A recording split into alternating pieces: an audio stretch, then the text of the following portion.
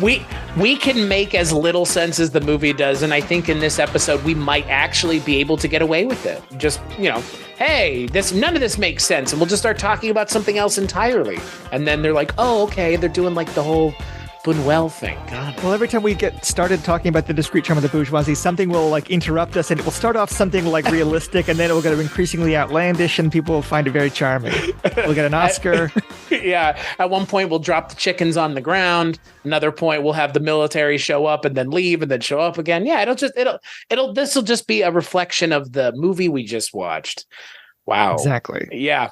But on this episode of the Kulturecast, I am joined by Bill Ackerman, who you have heard here before. And Bill, you also have several shows of your own, and you guest a lot on the projection booth. But tell my listeners again, if you wouldn't mind, a little bit about kind of the main projects that you work on.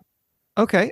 So right now I've been working on Directors Club podcast, which talks about directors' careers. But I guess my best known show for me is Supporting Characters, which is interviews with people that take their love of film into some kind of project or vocation, like film criticism or film programming, home video extras.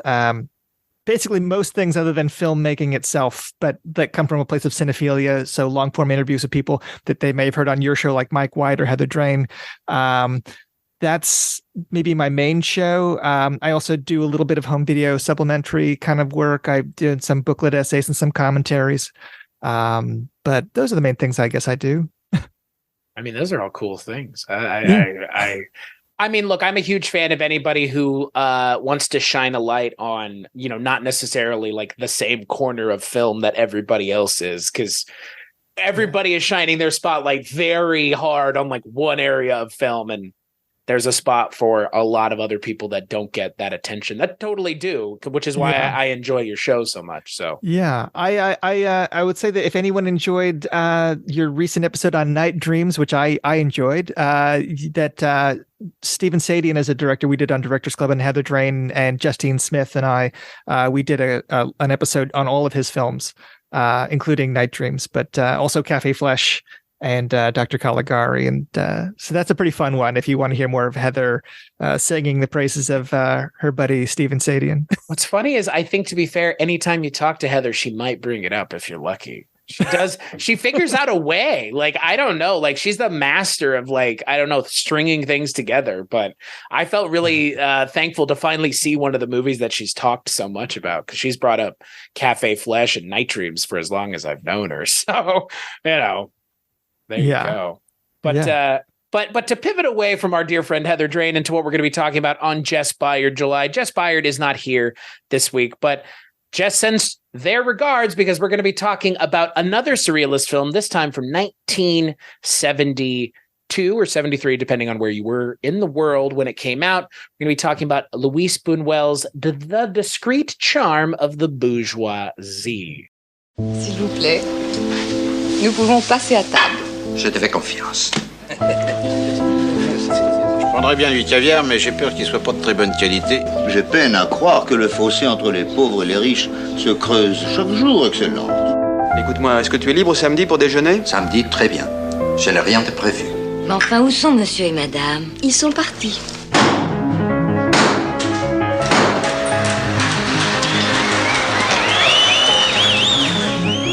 Je ne connais pas le texte.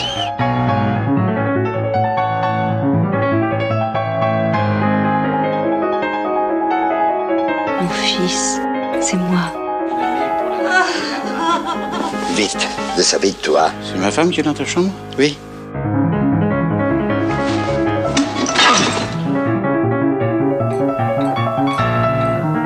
Je crois que ma place n'est pas ici.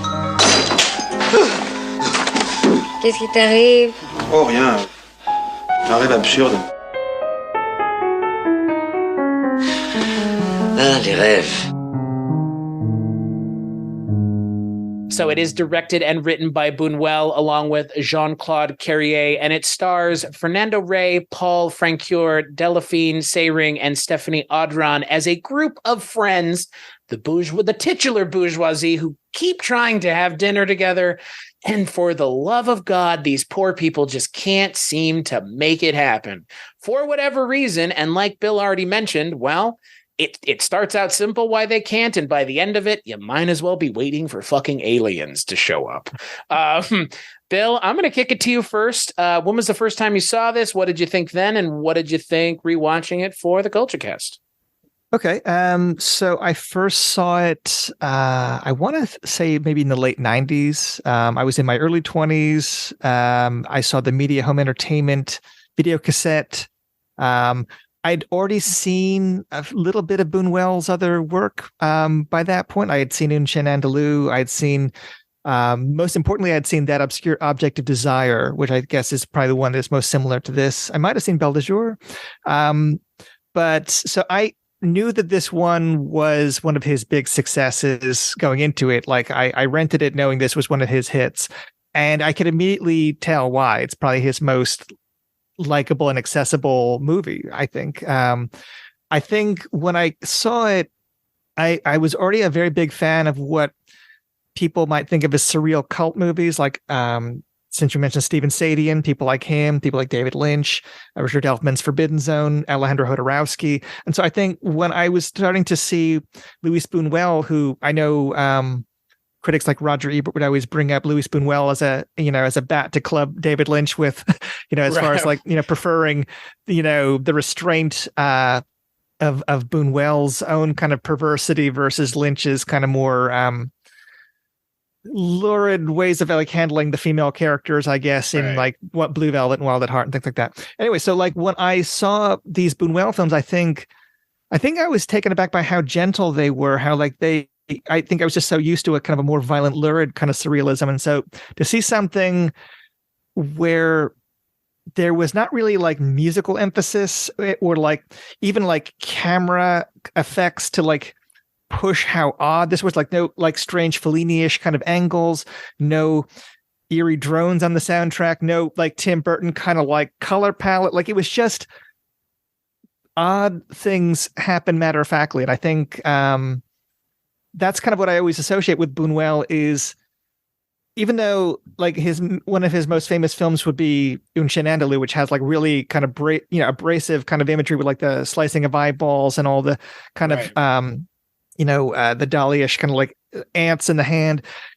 By the time you get to Discreet Charm of the Bourgeoisie, it's really just people having a normal situation occur, and then just something really inexplicable happens, and they just don't really react to it, or it just the film doesn't overreact to that odd thing happening, and that's the way Phantom of Liberty works. That's the way That Obscure Object of Desire works. Even something like Tristana, they're surreal, but they're maybe not. If you think of surreal as things like David Lynch, it's not quite as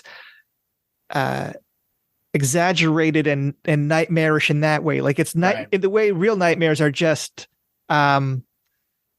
reality, but slightly askew for most dreams. I mean, I'm sure there are people that dream things that are melting clocks and such, but it's not really maybe surreal paintings or even the experimental short films that, if you think of avant-garde films, it's not quite like that. Its narrative, it's just a little bit off. And I think, I don't know, his films are not films that I've returned to for revisiting a lot. So this was actually rewatching it for the show. It was the first time I think I had seen The Discreet Charm of the Bourgeoisie since the 90s.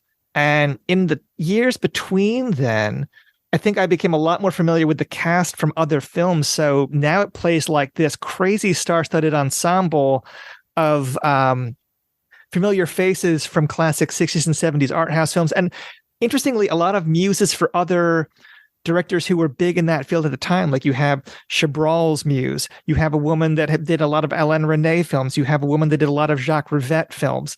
You have Fernando Rey, who did a lot of Buñuel films, but you have a lot of faces that you might associate with other art house titans of the day. And I don't think, other than Fernando Rey, who I knew from That Obscure Object of Desire, and I knew Delphine Seyrig, but I knew her from Daughters of Darkness. I didn't know her from Jean Dielman or Muriel or things like that. I hadn't seen those at that age. So when I look at it now, it's like, yeah, it's like a Robert Altman movie, as far as like everyone's kind of like a name, but that's the biggest difference now, watching it now. I mean, what is your history with Buñuel and with this film? So my history with Buñuel is this. This is the entry point. And you've mentioned some other people though that I don't know how this happened. I do know how it happened. It happened because David Lynch is a much bigger name in the United States for a certain age and group of people than Luis Buñuel is. Fortunate, unfortunate, making a determination is not what I'm getting at. It's more just that's the reality. And I've seen more of Lynch's stuff. I mean, I think I've seen at this point everything that David Lynch has done. Yeah. And I've seen a couple Jodorowsky films, El Topo, I think maybe one other one, maybe. But I am woefully underserved when it comes to these kinds of movies, and there's no specific reason why. I have seen very few Truffaut films. Like it's just a blind spot for whatever reason. I have no problem admitting it. Like, again, I'm not saying I don't know anything about them. It's just I've never seen them. You can read plenty of things about all these people, but going and watching the movie and actually experiencing it is such a different feeling because, like you mentioned, these movies, there's nothing about this movie that really has anything to do with the plot. It's more about what you're seeing and how you're interpreting it, and you're just receiving what the director and the screenwriter are giving you and just kind of living in that zone with the characters and that world with the characters. And you can go read the plot synopsis for this on Wikipedia. It's not going to do you a damn lick of good because there's nothing about it that would inform a lot of what you're going to see in the movie or the surrealism that the movie uses to move around it. I was going to say, you use an interesting word in interpret, because I'm not sure how much you're meant to interpret Lynch or Buñuel.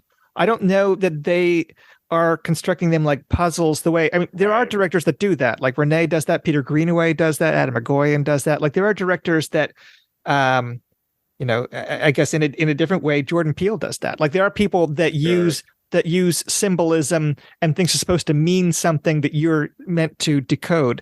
I don't know that you're meant to decode this film. I think it is meant to play exactly as you think it's playing. Right. Well, and that's kind of, I think to your point, I think, that is kind of not the hang up, but for me, that's kind of maybe why I have stayed away, is because again, like some of this is just an expectation with watching current media and then watching something like this, which is so vastly different. And interpret. I get where you're coming from, and I completely agree. Like I less looked for meaning in this movie and more just looked for a notion of a through line or anything to grasp onto. And I think that what's interesting is the movie feels a little slippery in that regard. It wants to not be held close. It kind of just wants to exist and you sit and watch what's going on, which I appreciate as an audience member watching something that the filmmaker is making. Sometimes the filmmaker doesn't want you to be part of it. He just wants you to observe it and just observe it and enjoy it. And then that's it.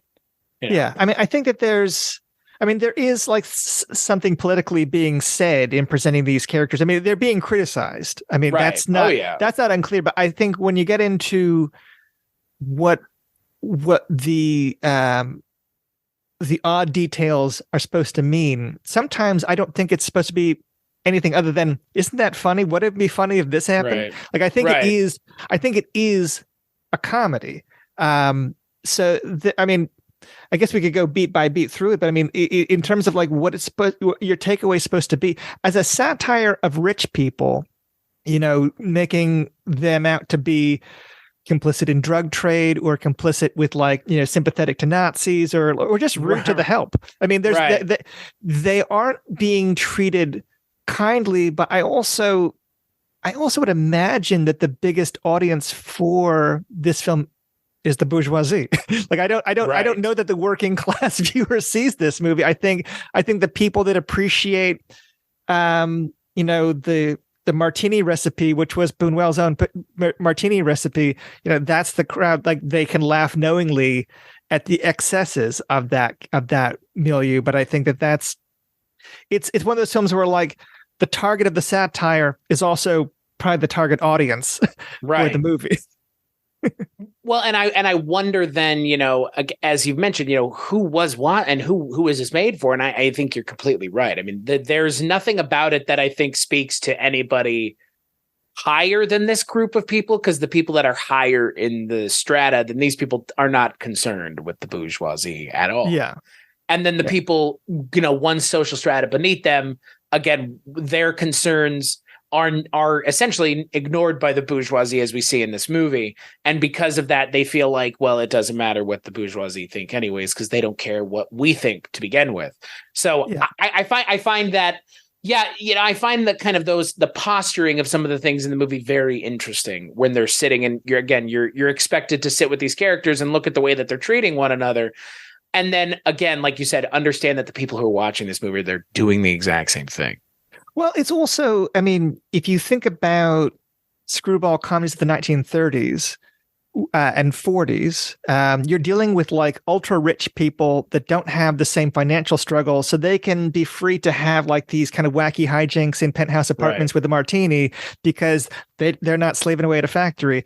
And that's a kind of escapist fantasy for viewers that want to watch rich people being silly. And on some level, I think that's part of the appeal of this film too. It's about rich people in silly situations, played as comedy. I mean, it might be attacking them, but I don't know that it's really that savage. I mean, because I think that even when like Fernando Rey's character is coming right off of The French Connection, like he's coming off of like a major American hit where he plays a suave drug dealer dealing with this boorish cop asshole.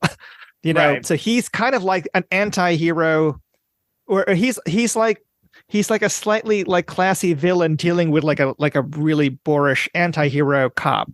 But like he's bringing that drug dealer kind of that suave drug dealer thing from an American hit into this character, the ambassador that he plays. But when he's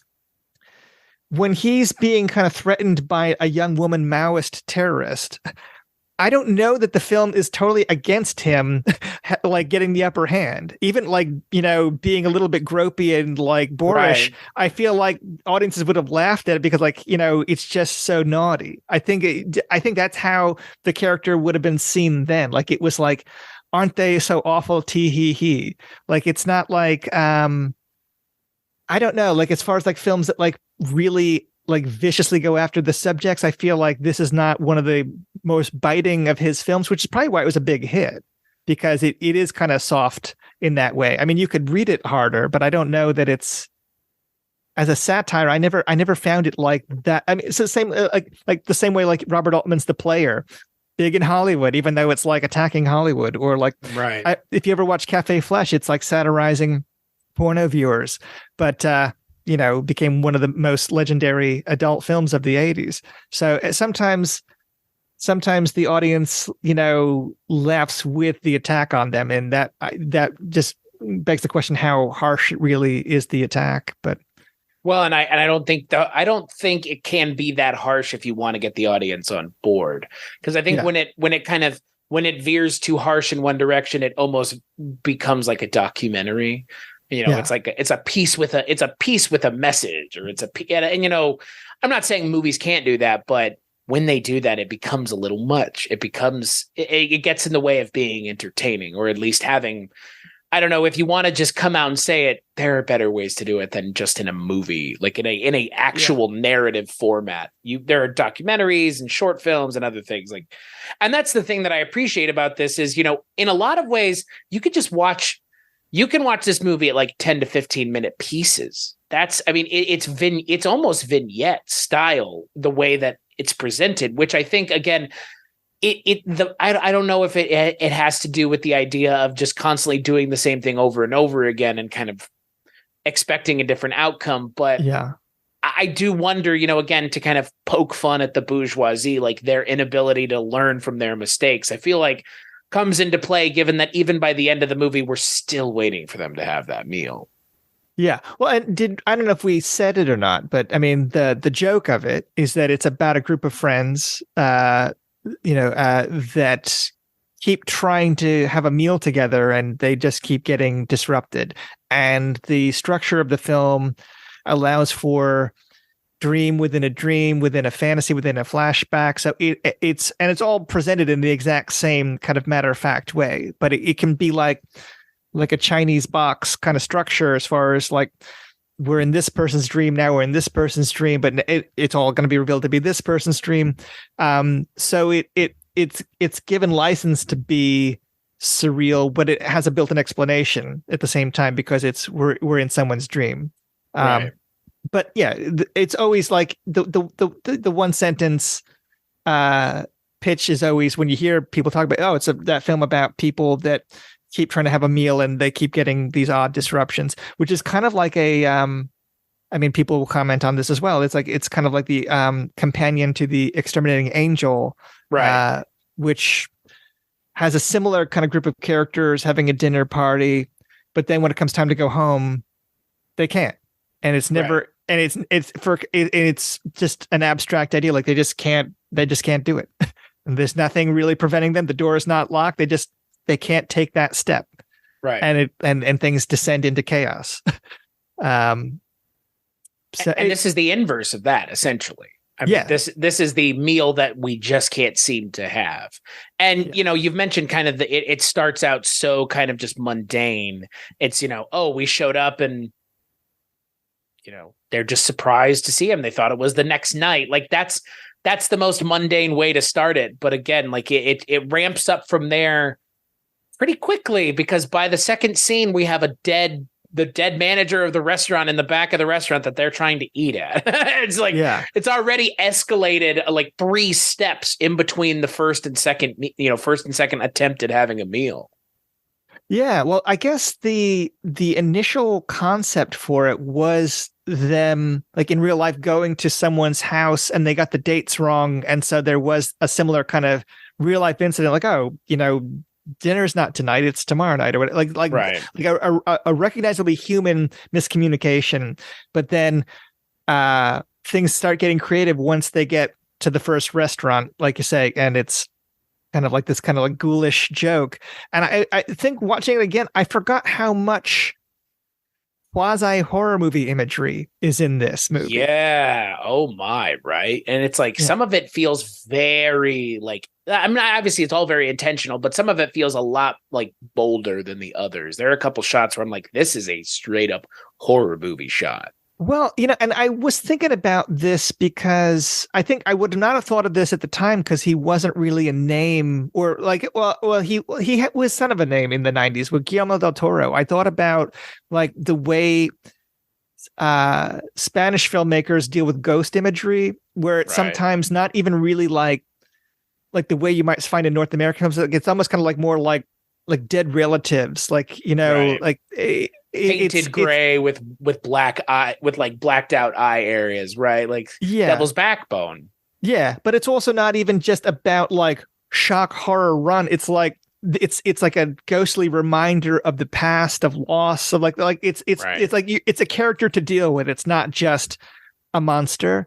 And I think that that was something I was wondering if that was like, like maybe he was drawing from kind of maybe they drew from similar cultural traditions in some way, but like because Del Toro's a Mexican director, and Buñuel was based in Mexico for big chunks of his career, so I don't know if he was drawing influence from like any kind of local cultural. I don't know. That was I could be totally off on that, but that's something I thought about with the horror stuff in this, because there's a few instances where ghosts kind of show up in closets, like kind of like the Abre los Ojos, or the others, or they what was some of the other things, like I'm trying to think of the other examples, like just like a character realizing that they're dead, or like the jail warden coming back from the grave or whatever, like odd kind of horror touches to it, which I don't really associate.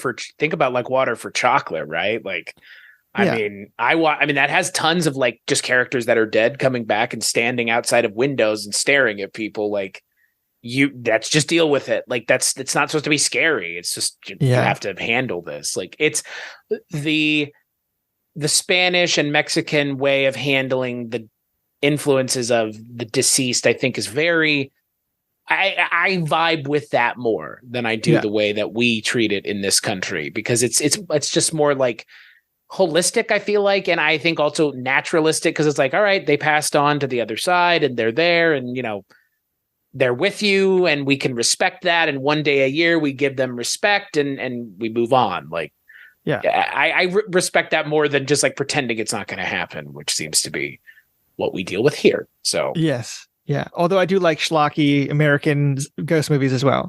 Well, yeah, I'm with you, but I'm talking more like the cultural aspect of it. No. It's I agree with you.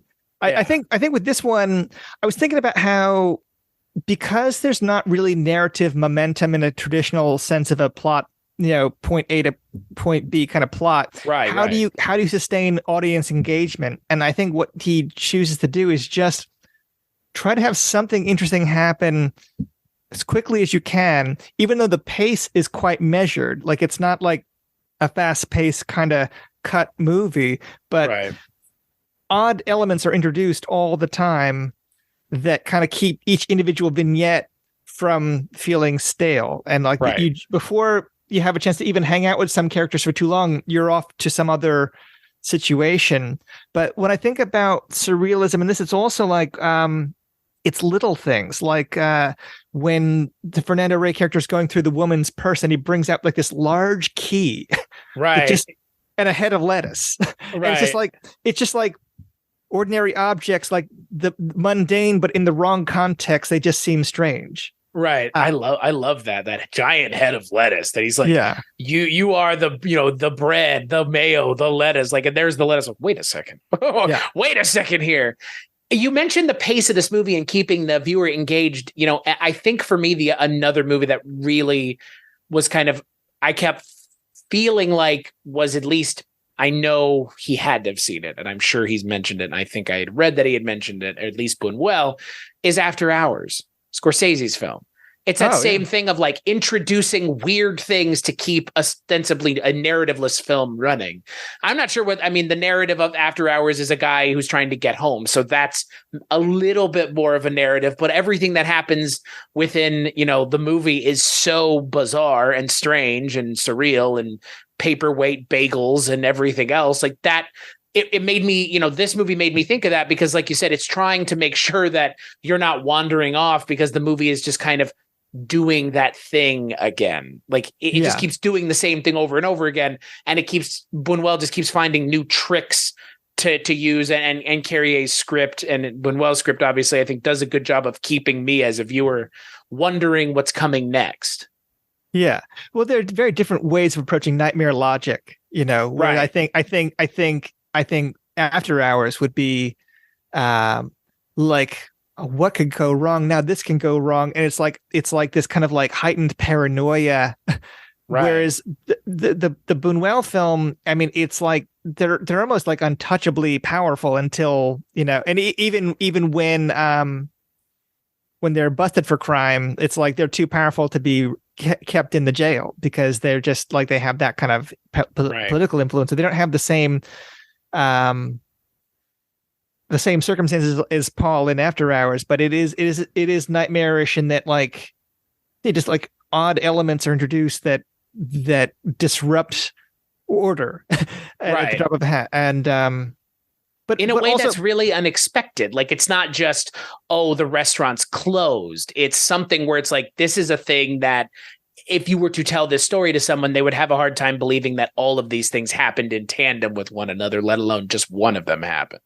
Yeah, well, even the way like characters have to get together sexually so urgently that they'll just go outside and like fuck behind a bush while the company is waiting, because they just cannot wait. And like, that's actually a trope that you find in a whole lot of Buñuel films, is like the lovers that have to get together quickly in secret, and just how funny that is if you're on the outside of it. Like, passion is absurd in this situation, And I think that that's something that I think when you look at Buñuel's films, I think he talks about in interviews like having a fascination with fetishes and just how fetishes can be deadly serious if you have them, but can be very funny if you're just watching other people have them.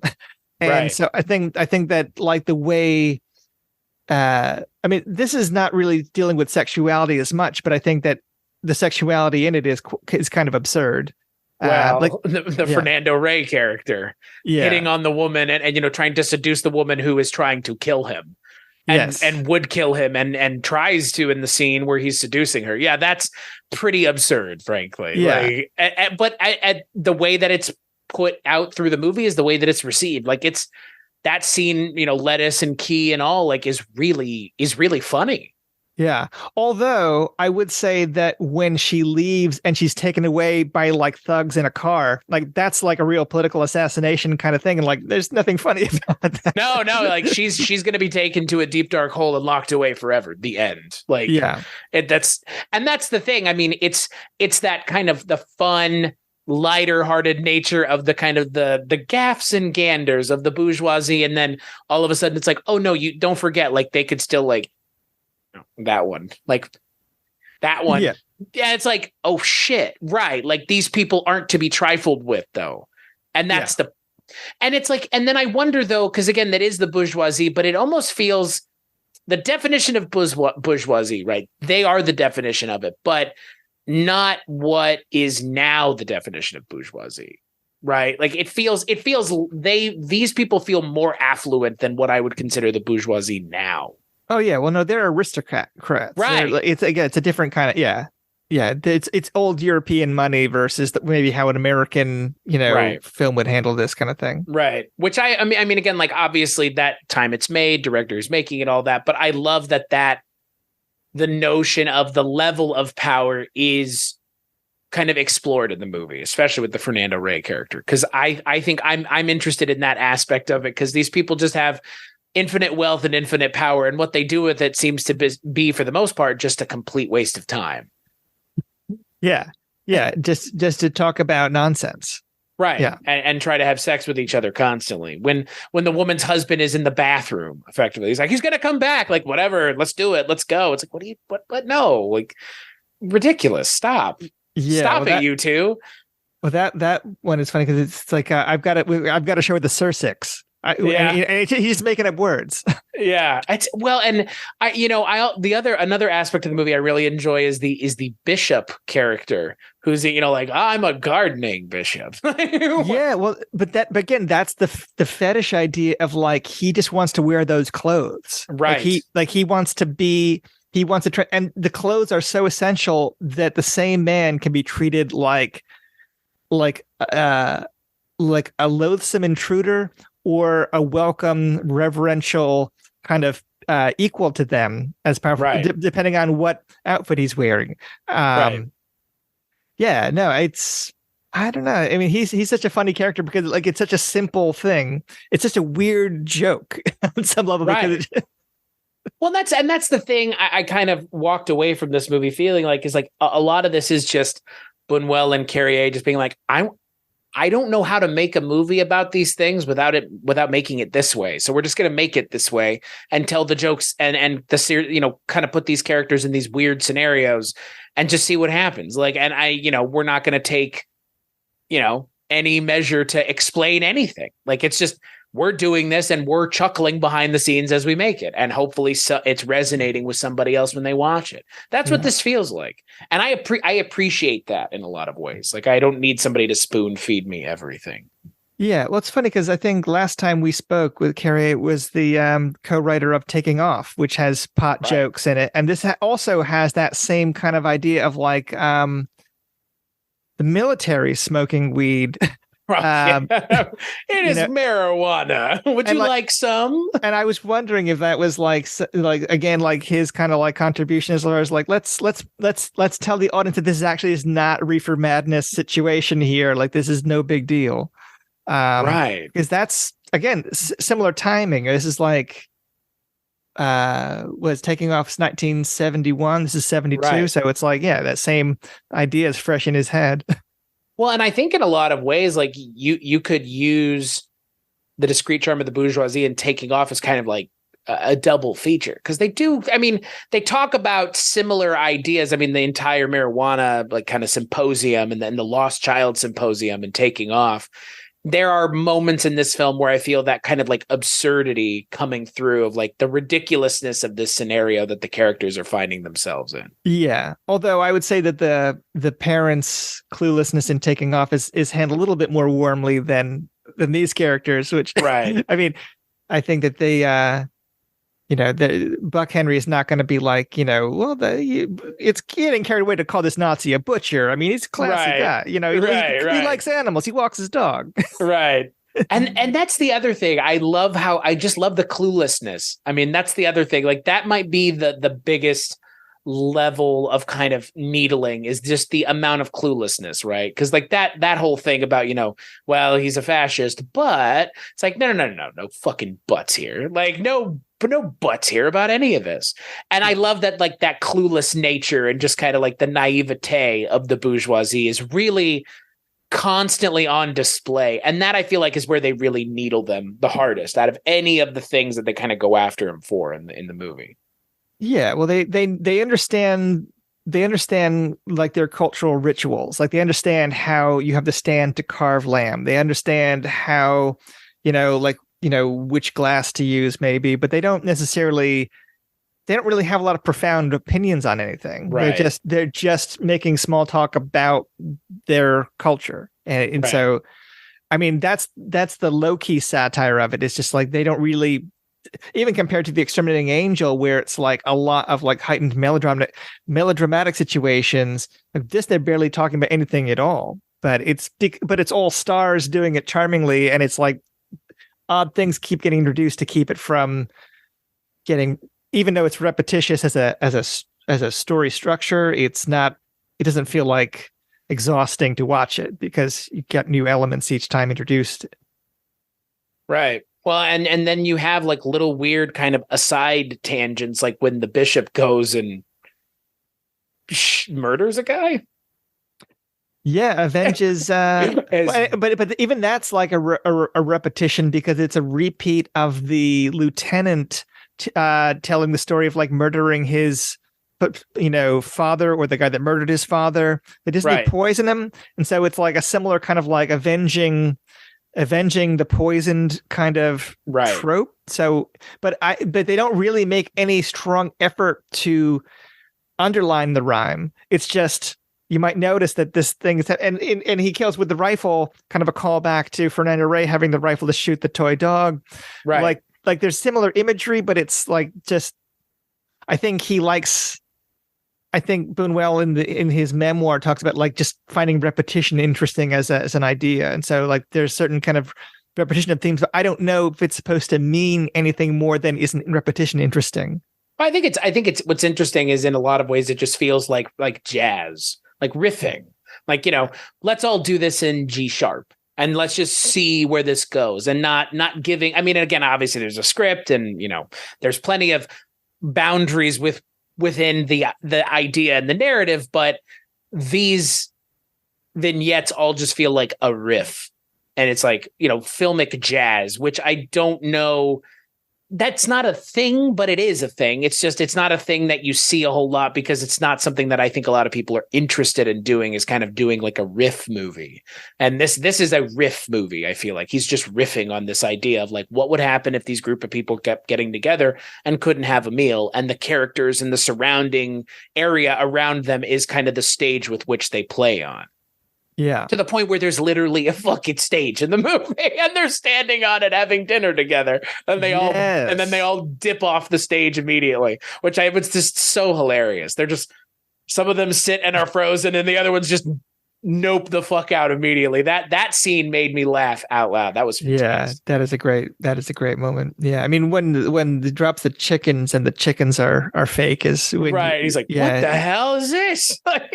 It's and that surrealism and that just like absurdity, I feel like for me is within my wheelhouse, because the kind of comedy and stuff that I really resonate with now as an adult is stuff that kind of pushes the envelope of what even could be considered comedy, like Eric Andre, Tim and Eric, Nathan For You, stuff like that, where it's like, we talked about it before we started recording, Andy Kaufman, like people who are doing a thing and they're just doing it. And is it a thing? Is it not? We're not sure.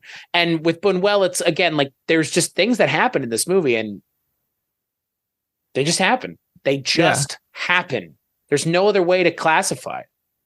Yeah, well, and I think there's also moments where like characters are talking about something and then all of a sudden typing drowns them out, or like traffic noise drowns them out. And it's like, it's that same kind of joke that you could find in like a Mel Brooks or like a Abram Zucker comedy, as far as like, it's real obvious, like here's the thing that we're doing to hide what they're saying. It's like, it's just to tell you that the particularities of like what is going on politically, not important, we can actually like make a joke out of not telling you how unimportant it is. Which I appreciated those moments. Those were pretty great, especially how they did it like at the end, right near the end, the back to back, where he's like, no. Oh, okay. So he heard it the second time, but we didn't get to hear it the second time. Yeah. We didn't get to hear it any of the times. But I loved that, like that fake out that they do with the thing that they've established that they've been doing throughout the movie. That was very clever. Yeah, but it's just, a broad joke. And I don't think I even realized that the last scene where it's revealed who's been having the final dream, the first thing he does is chow down because he's been dreaming about these, unconsummated meals all night. Right. And I loved that, too, that it ends up being his character is kind of the base reality of it all. Yeah.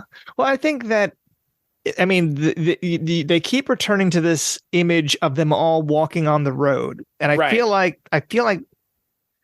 I don't know. I assume that that's meant to be read in a certain way. And I have definitely interpreted it, in a certain way, but I genuinely don't know if he just found that to be a compelling image or if he meant for that to have a symbolic weight. I interpret it symbolically, but I can never tell, like, at one point he's like, and that's what it means to me. And that's what it should mean to you. Like, I don't know. He does.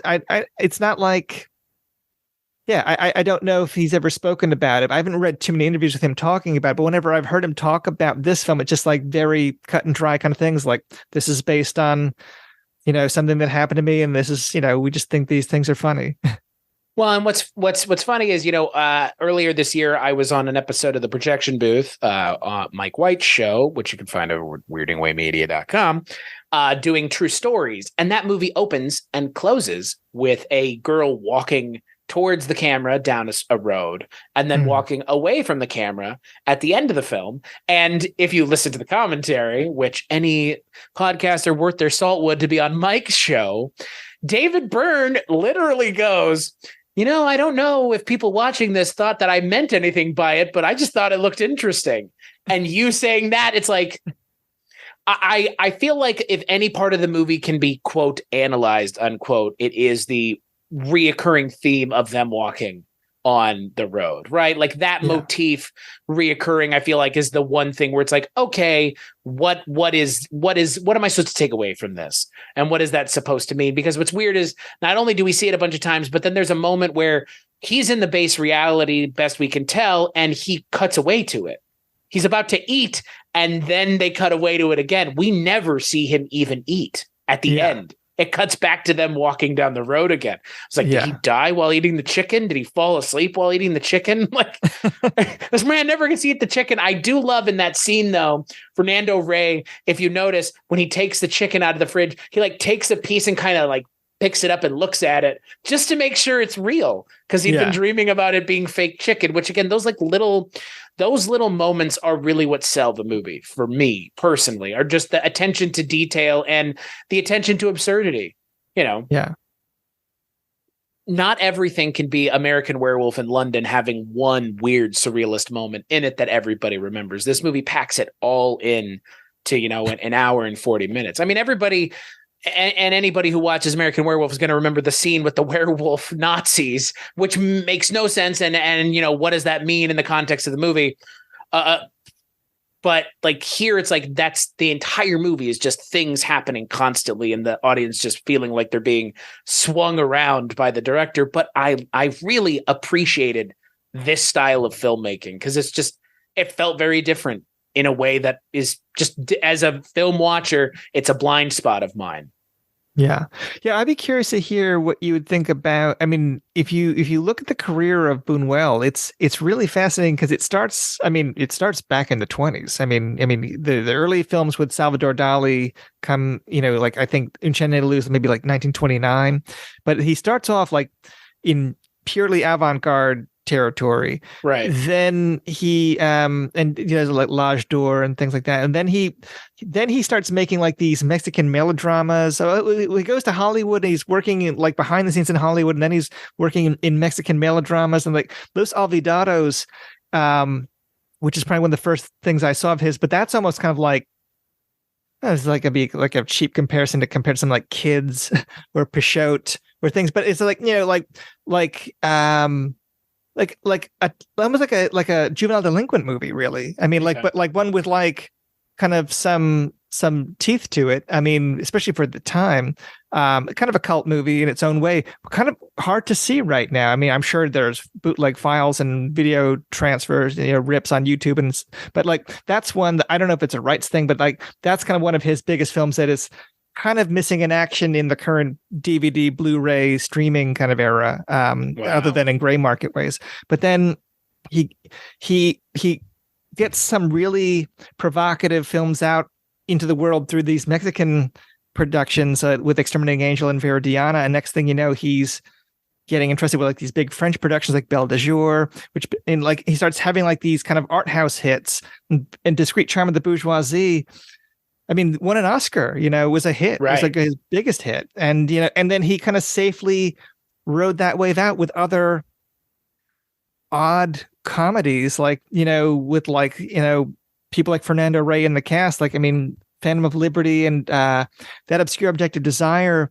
And That Obscure Object of Desire is kind of like this in that it's like scenes just play out matter-of-factly. Like there's odd details, like, I just always remember it as the film where like a woman is running to the train and the guy that's looking at her takes a bucket of water and dumps it on her, and it's just like it's just like an odd, like there's nothing like supernatural or it's just like an odd group of elements. Like where'd the bucket come from? Like, well, like right. How did this happen? But it's like little things like that, like everyday kind of actions that just seem out of context and therefore strange and surreal, like that kind of thing. You find that in that film, but and the gimmick with that one is that he has two different actresses playing the same character. So like she'll walk into the room and then they'll come out and it's like a different person, but like it's never acknowledged by the character. Like that's the surreal gimmick of it, but it's played all like a real story. I mean, it's just like those are the weird things. He keeps you on your toes with these like little touches. Interesting. Yeah, it sounds like he plays a lot with the anticlimax as well, like the expectation of something and then it not delivering as well. I mean, obviously this entire movie is about the anticlimax. Like you never see the thing that you're expecting to see throughout the entire movie. And it's interesting because, like, again, I think that his bag of tricks is pretty vast. So to hear that the other movies do other things like a double casting of a character, to be like, I want to see what that looks like if Buñuel is doing it, like that for me sounds interesting and exciting. Yeah, well, I mean, that was one where I knew that going into it, that's what it was, because I think it comes up in the review of Lost Highway when Roger Ebert's, criticizing Lost Highway. It's like, but Buñuel did this thing and this is much better.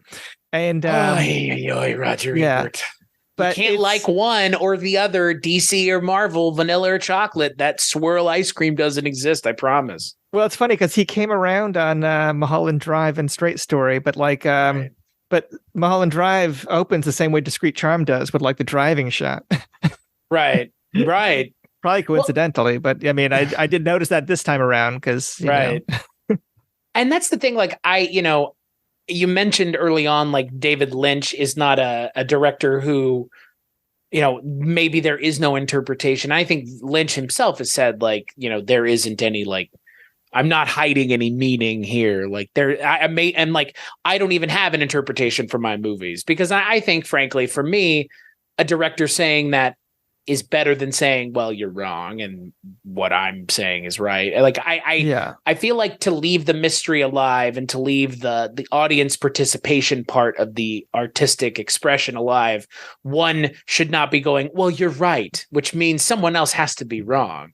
And it's like these kinds of things lend themselves to interpretation, less pinning down specifically what it means. And I think that's antithetical to the way so many people have been kind of conditioned to watching film as American film watchers. Yeah, well, I think dream sequences, I may be wrong about this, but I feel like when you get to things like Spellbound, which Salvador Dali, worked on the dream sequence in that.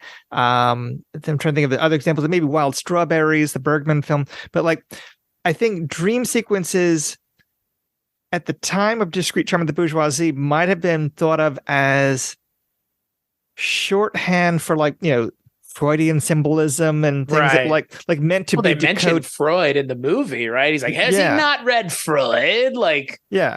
I think that like the way dream sequences were used in movies before Discreet Charm of the Bourgeoisie, I think it was like the cliche or the trope was that it was like meant to hold clues to things. And that's something that you even find in Twin Peaks later on. I mean, like, as far as like, what does it mean in the dream that Cooper has? Like, it's meant to be decoded. But I think by and large, Lynch and Buñuel are not really presenting these things as clues to be decoded. I don't think. I was going to say the decoding thing. I think also, you mentioned Twin Peaks. The thing I think of, and I thought of it a couple times during Discreet Charm of the Bourgeoisie, is The Sopranos, because that show operated a lot on kind of an anti-climax, anti-expectation. And I know we all say like subverting your expectations. I hate that term because I feel like it's been really beaten into the ground now. Yeah. But it is that anti-climax in that show. A lot of things happen that just happen matter-of-factly, and other shows would have this pomp and circumstance associated with it, but sometimes characters just get shot and they're dead and that's it. And too bad. Like, and I love that approach to filmmaking and that style of filmmaking, because that's also something that Indian cinema does a lot. It's just, a movie could be a romantic comedy, but then it has a scene where people are kicking the shit out of each other. And it's not because it's trying to be an action movie, but because there are characters that are having a conflict that needs to be resolved and they want to resolve it physically. And it's just done matter-of-factly. I appreciate that style of filmmaking without necessarily a sheen of pomp and circumstance kind of covering everything. Yeah. Yeah. No, I think, there's not a lot of pomp and circumstance in this for all of the glitz of the milieu that it's set in. It's right. Really, it's deceptively mundane. Right. Yeah. Completely. And again, to your point, there are things that happen that it's not given any kind of explanation, like again, with the lettuce and the key, but then even when they first arrive at the house and the one woman is given a bouquet of flowers. Right. They never comment on it. Just like, oh, here's this bouquet of flowers, and then they just carry on with the scene. And it's like, if you're not paying attention to how strange that is, it just seems like, oh, that's the custom. Right. And that's the thing. It's like a lot of this stuff in the movie that happens. Again, if you're unwilling to play along with the movie, it's just going to seem nonsensical, and it is. But there is no other point. That is the point. And in it being the point, that is, I understand that might be a hard pill to swallow, but there is so much of this movie that if you just get on board with the movie, it is such a joy to watch. And it's so just, it relishes how lavish the sets are and how kind of opulent these people are just by showing them, but everything else is just insanity. This is not like a Great Gatsby story of reveling in how rich these people are. It's just, look at how weird these rich people are and how unfazed they are by weird fucking things happening to them. Yeah. And for a European art film of that period, it's not contemplative. Like there's no moments of the characters walking in consideration for what's going on. Like it's just, It unfolds like a screwball comedy, but just like without maybe the rapid fire patter of a Howard Hawks or a Preston Sturges kind of movie. But it is a screwball comedy set in the world of the rich, just like those kind of films. And I think that's why it was a popular film in America. Well, I mean, you have things like that dream sequence that the soldier is explaining where he walks out onto what looks like a set. And it's like, what is this movie all of a sudden? It's also become like a Mario Bava movie. Yeah, it's but it works. Like even in spite of the fact that it has become something entirely not opposite of what it is, but just in a complete different direction. I was just sitting there going, okay, sure. Like I'm on board with this. Because again, like Buñuel, I think just unflinchingly presents it in a way that he's not going to apologize for what you're saying. You just need to watch it and just appreciate it the way that he's creating something that feels just so, again, unique and weird and strange, but of a milieu of a lot of things that would come afterwards. A lot of things. I was going to say, Bill, final thoughts on the Discreet Charm of the Bourgeoisie.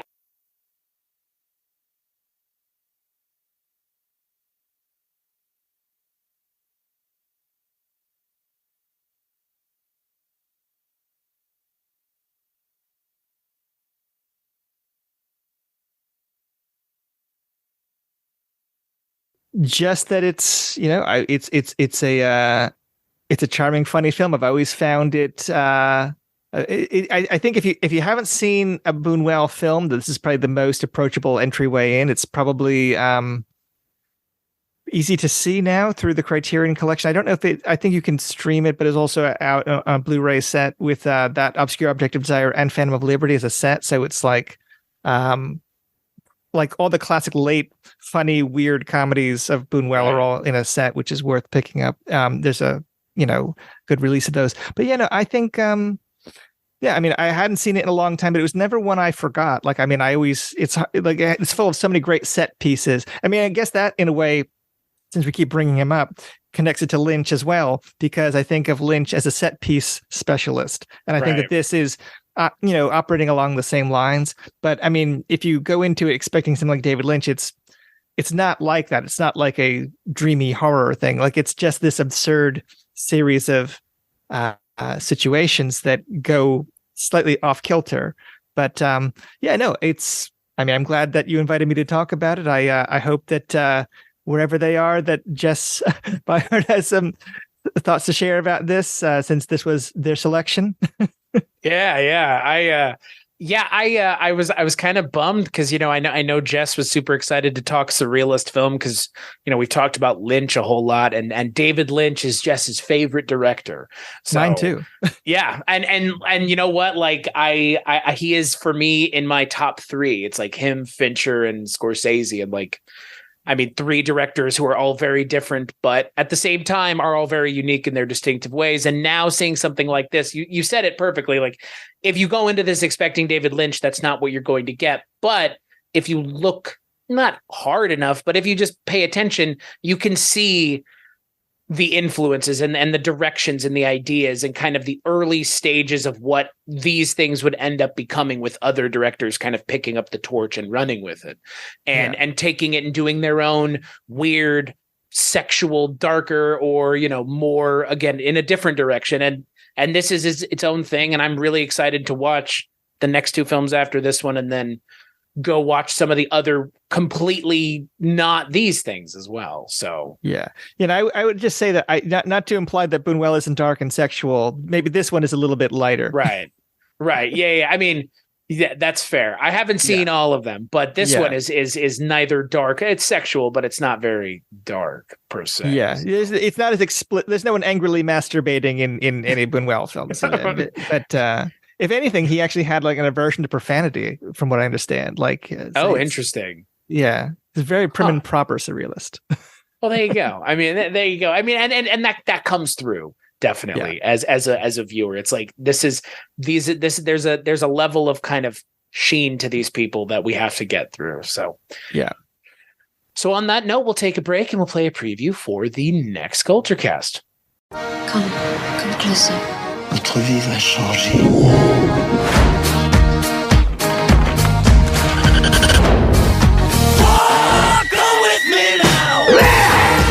Fury! It's so weird!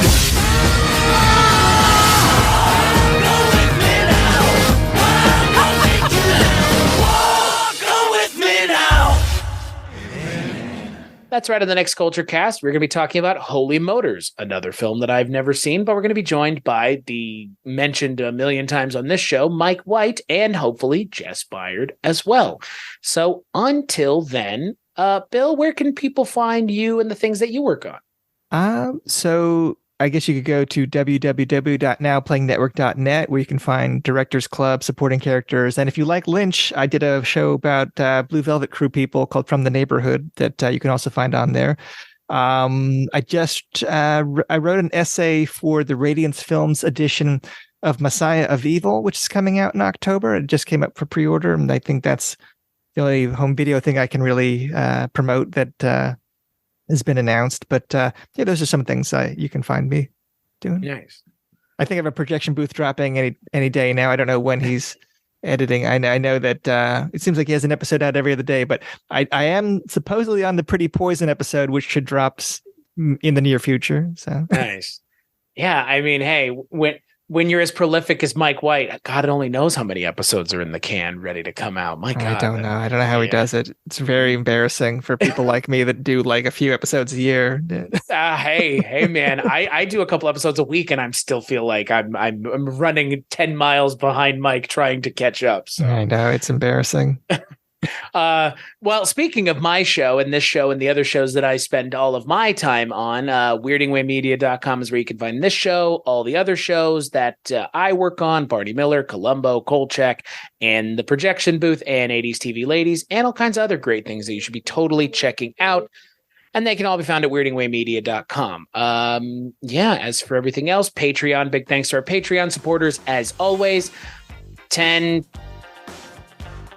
25, and 50 are the levels on Patreon if you want to get involved that way. But like, rate, and review the show wherever you get it, which is more than likely, and unfortunately, iTunes. Bill, thank you so much for joining me. It's a pleasure as always. I hope we can do this again. Maybe, yeah. Who knows, right? Yeah. The time is a flat circle. So until the next time, we'll catch you on the next episode.